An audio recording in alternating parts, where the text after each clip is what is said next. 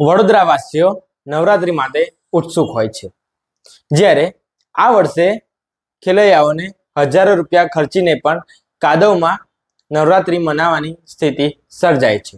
નમસ્કાર, હું છું ક્રિજેશ પરમાર. તમે જોઈ રહ્યા છો સાંપ્રત ન્યૂઝ.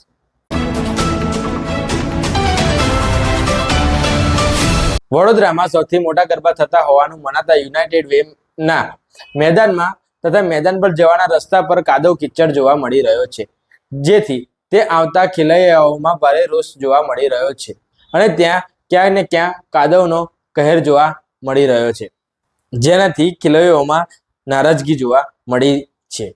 વડોદરાના વિશ્વવિખ્યાત garba ground United Way of બરોડામાં આ વર્ષે ખેલૈયાઓને કિચડના કારણે ભારે હાલાકીનો સામનો કરવો પડ્યો છે. હજારો રૂપિયા ખર્ચીને પણ ત્યાં ગ્રાઉન્ડમાં ગરબા રમવા આવેલા ખેલૈયાઓને ત્યાં ગરબા રમવું મુશ્કેલ બન્યું છે. તેમજ ગ્રાઉન્ડમાં કિચડ હોવાથી ખેલૈયાઓના પગ લપસી જતા તેમજ પાર્કિંગના રસ્તા પર પણ ખૂબ કિચડના કારણે ખેલૈયાઓને ગરબા રમવાની મજા આવતી નથી. આ સ્થિતિથી ખેલૈયાઓમાં ભારે નારાજગી જોવા મળી. ત્યારે વડોદરાથી જે વિડીયો આવી રહ્યા છે તેની સ્થિતિ શું છે અને તેમનું શું કહેવું છે તે આપ જુઓ. ફૂલ એક્સાઇટેડ છે રમવા માટે, એટલે આટલી બધી ડિફિકલ્ટી પણ બેર કરીને અમે જઈ રહ્યા છે. કઈ પ્રકારની ડિફિકલ્ટી ફેસ કરી છે? આ રોડ છે, એક તો પાર્કિંગ નથી, જ્યાં એપ્રોચ રોડ હતો બધે પાણી ભરેલું છે, એટલે ગાડી કેવી રીતે લાવવાની ને એક ઇશ્યુ હતો.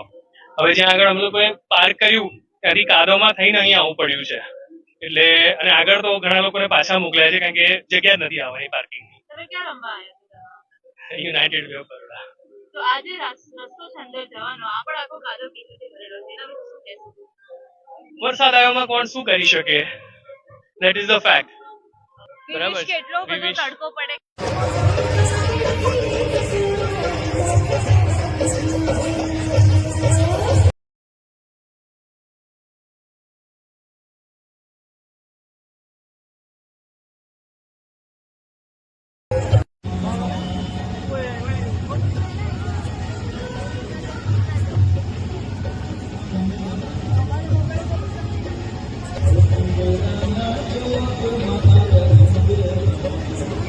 તથા ખેલૈયાઓએ સોશિયલ મીડિયા પર અનેક વિડીયો પણ શેર કર્યા, તે પણ આપ જુઓ.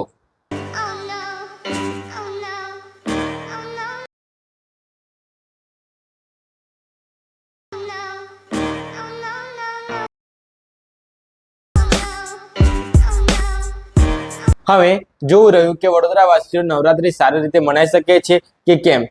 આ વિડીયોમાં બસ આટલું. જોતા રહો સાંપ્રત ન્યૂઝ. અને જો તમને વિડીયો સારો લાગે તો ચેનલને સબસ્ક્રાઇબ અને વિડીયોને લાઈક જરૂરથી કરજો.